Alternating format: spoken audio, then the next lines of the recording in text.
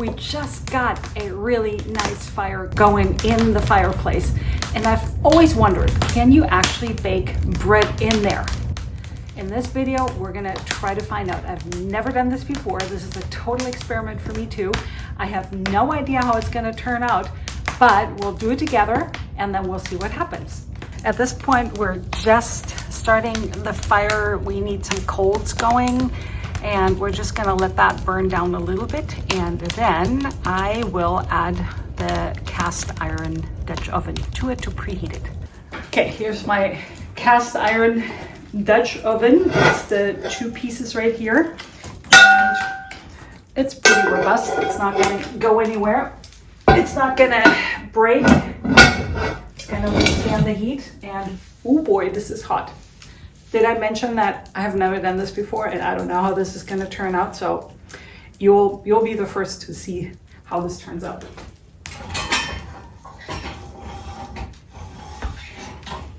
Okay, so I want to make it a little bit level. See how we can do this.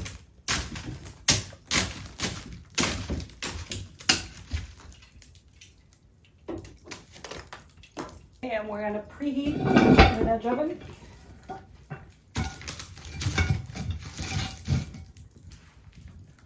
Okay.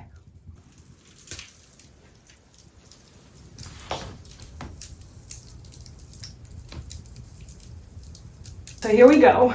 Here is my bread that's been rising in the fridge overnight. It has two really nice bubbles. And I did find a laser thermometer, and when I pointed at the cast iron, it's over 500 degrees. So assuming it's going to be 500 on the inside when it's 500 on the outside, I'm just going to go ahead and bake it. So that only really took 10 minutes to preheat. Usually in my oven, I preheat it about 45 minutes or so to make sure it's evenly preheated. Now, this is really hot here.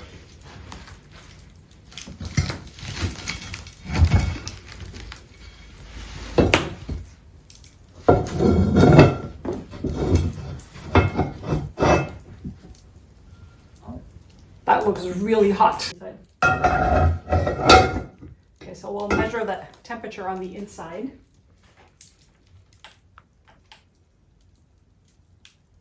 Okay, so 510. It's probably pretty good.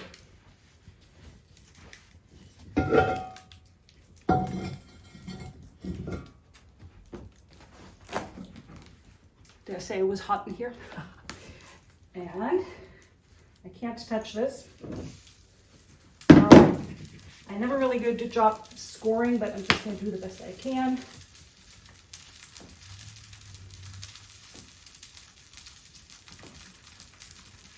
And boy, it is sizzling.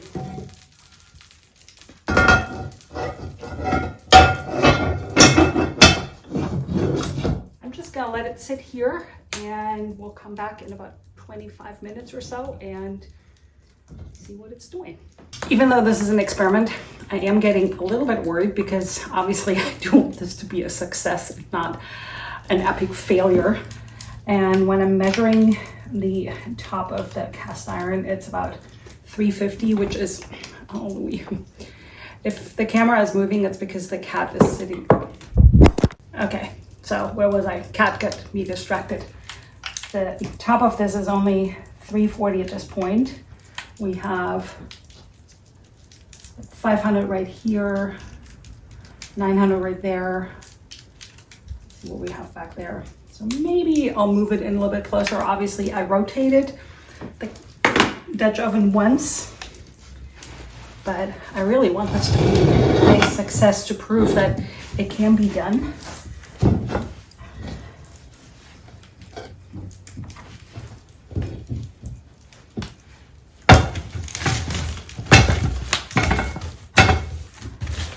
Gonna work.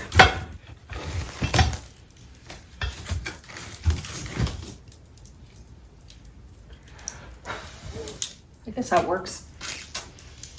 Wish me luck. It's kind of interesting.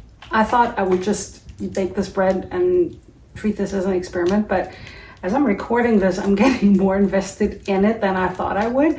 And I'm not talking necessarily about ego, but just like I want it to work. And I know that's not making me a good researcher. So 25 minutes are up. Let's see what's going on.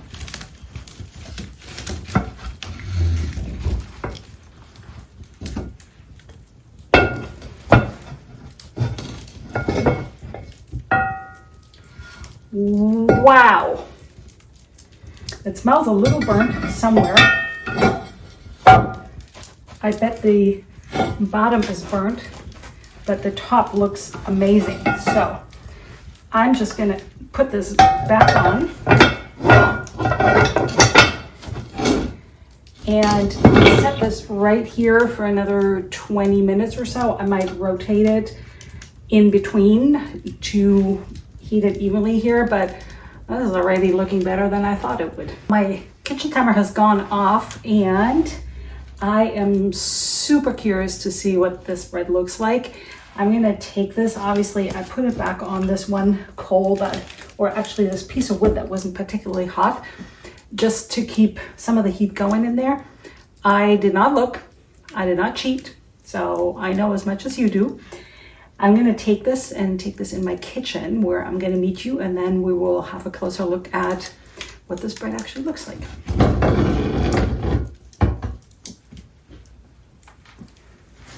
All right, this is the moment of truth. We had a peek earlier and wow, so this looks really good, but what I know, what you can't see on camera, what you can't smell on camera, is it smells burnt. And I can see that there is black stuff here.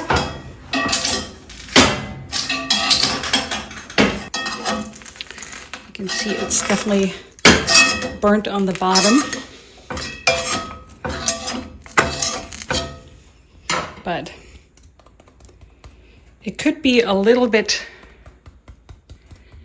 crustier on top, although I think that it has a nice color. So I am gonna see what I can do to convince this bread to come out of the cast iron here. That's sounding pretty good. I just don't want it to tear. I know I will have to cut the bottom off because it's one of the recommendations that I give to people, because oftentimes I get the question, when I bake my bread the bottom gets burnt, and usually what happens is if you have the lower heat and the upper heat in your oven and you have the bread too low, it's too close to one heat source and not close enough to the other. So I recommend a few things, either raising it on the inside with the racks and or putting a cookie sheet, putting 2 of these oven racks in your oven and then having a cookie sheet on this one and then putting the next one right on the next level, and then put the cast iron on here so you don't burn the bottom. All right, so we still have to cut that. It actually smells really good. It has a bit of a, I want to be honest here, in full transparency, it has a bit of a burnt smell, because obviously there was smoke going on in here, but I'm very curious because it rose so nicely that I'm very, very positively hopeful that this will actually be a good bread. I turned the camera off because I thought maybe I'll need to work on this for a little bit, but actually all it took was like one little convincing with this spatula and I was able to lift it out. And this is not as bad as I thought it would be. Let's put it on here and let's have a look. Not that bad. It's only burnt on this one side, really. Something that we can easily cut off. So I'm gonna let this sit for a little bit and then I'm gonna bring you back and I wanna cut a slice and see what it tastes like. So the big question is always, do I cut the bread from here or do I cut it in half? I think I'm gonna cut it in half because I wanna see what the inside looks like, and I'm gonna cut along basically the line here where it got burnt. And we know that it doesn't have the best crust because I didn't do the open bake. I had the lid on all the way through because I didn't have any heat coming from above.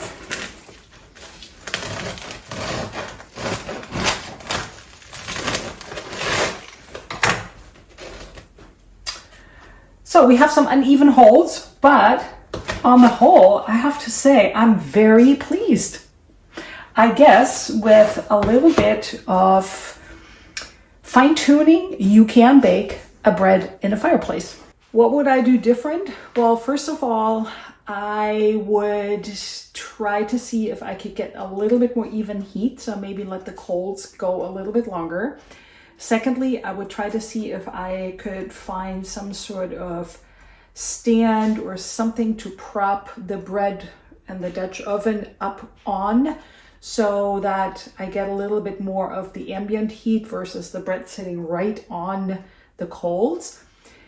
And then I would have to try to figure out how to get a better crust on top. I love the color, but as you can hear, it's a little bit soft. But overall, I'm very pleased with how this turned out. I'm positively surprised. Like I said, I had no idea what I'm getting myself into. I had no idea how this would work. And yes, I would have shown you the video. I would have shown you the bread had it been some sort of fail. However, after all these years of baking with sourdough, I thought, well, I don't think it's going to be a complete fail, but I didn't think it would actually turn out this well. Well, I was hoping. So let me know if you have anything to chime in, any tips, anything that I didn't know. So maybe if I do this again, that I get a better result. But thank you so much for watching, and I'll see you in the next video. And now the $1 million question is, does it taste good? I did cut off the burnt bottom because nobody needs to eat this. It is very soft because it's a little early to even cut the bread. Usually I like to wait until it's really cooled down because it's still setting on the inside. However, I am so curious to see what it tastes like. I want to give that a try, and here's some of my homemade butter. Butter makes everything better, right? And the whole big holes are not perfect for adding butter because the butter just appears in the holes.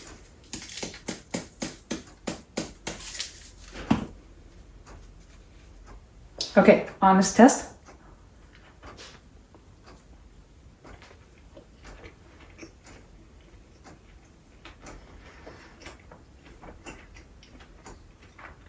I think it's perfect. I was worried that it would taste a little smoky, but it doesn't. I mean, if anything, I get a little burnt crumbs here from where I cut it. So I should clean my cutting board, but other than that, no, doesn't taste smoky at all.